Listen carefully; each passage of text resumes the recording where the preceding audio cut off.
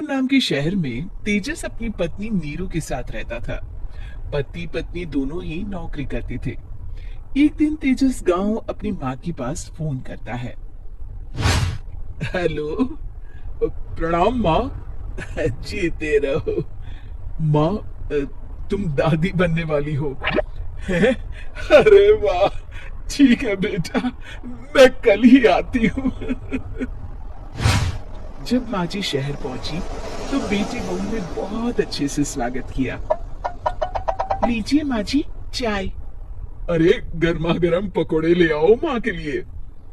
नीरू रसोई में गई और 2 मिनट में ही पकोड़े ले आई। जी, ये लीजिए। बहू जादू से बनाए हैं क्या? अभी तो रसोई में गई थी।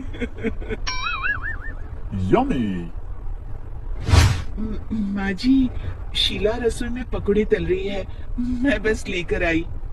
हे भगवान, मेरा धर्म भ्रष्ट कर दिया तूने। अब तो गंगा जल से शुद्धिकरण करना होगा। दूसरे दिन, माँ जी, मैंने नाश्ता बना दिया है, ऑफिस जा रही हूँ। पर अभी तो घर का सारा काम पड़ा है। शीला आती ही होगी, झाड़ू पोछा बर्तन कपड़े वो सब कर लेगी। हमारे जमाने में घर का सारा काम हम ही करते थे। जी माँ जी, आप बहुत होशियार हैं, मैं घर ऑफिस दोनों नहीं संभाल पाती। तो जरूरत क्या है घर से बाहर जाकर चाकरी करने की? वैसे भी घर का काम खुद करने से घर में बरकत आती है, समझी?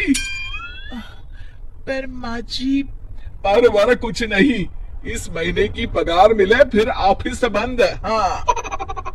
रात को नीरू तेजस से कहती है, सुनिए जी, माँ जी बोल रही थी कि मैं नौकरी छोड़ दूं। वैसे ठीक ही तो है, अभी तुम्हें आराम की जरूरत है। फिर भी आराम कहाँ, शीला को छुड़ाने के लिए बोल रही थी। तो अब 24 घंटे में इतना काम तो कर ही सकती हो। पर जॉब पसंद है मुझे, घर पर मन नहीं लगेगा।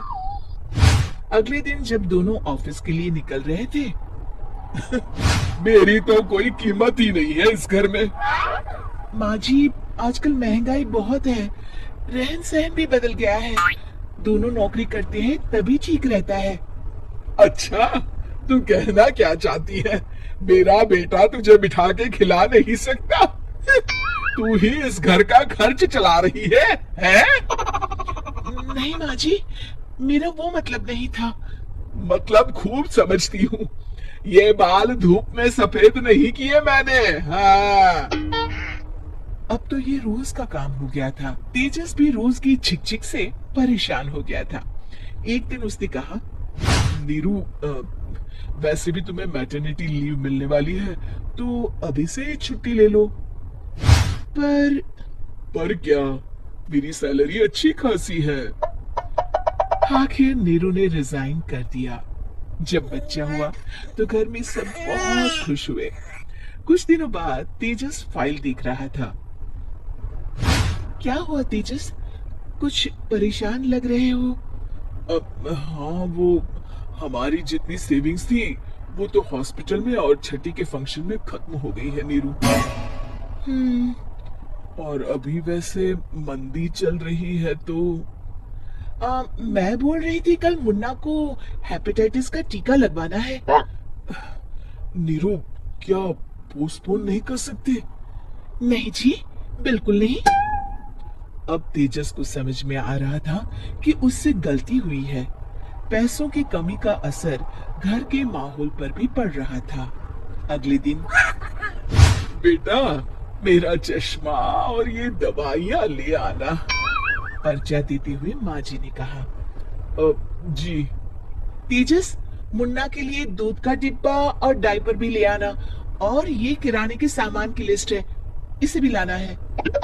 तेजस गुस्से में लिस्ट मरोड़कर फेंकता है और चिल्लाता है, पैसे क्या पेड़ पर उगते हैं? ये ले आना, वो ले आना। अरे, पर ये जरूरत का सामान ही है। वो गुस्से में बिना कुछ कहे ऑफिस चला गया। अरे अरे, लंच तो ले जाइए। नीरू दौड़कर डिब्बा पकड़ाती है। एक दिन खाना खाने के बाद, नीरू, अब तो मुन्ना कुछ बड़ा हो गया, तो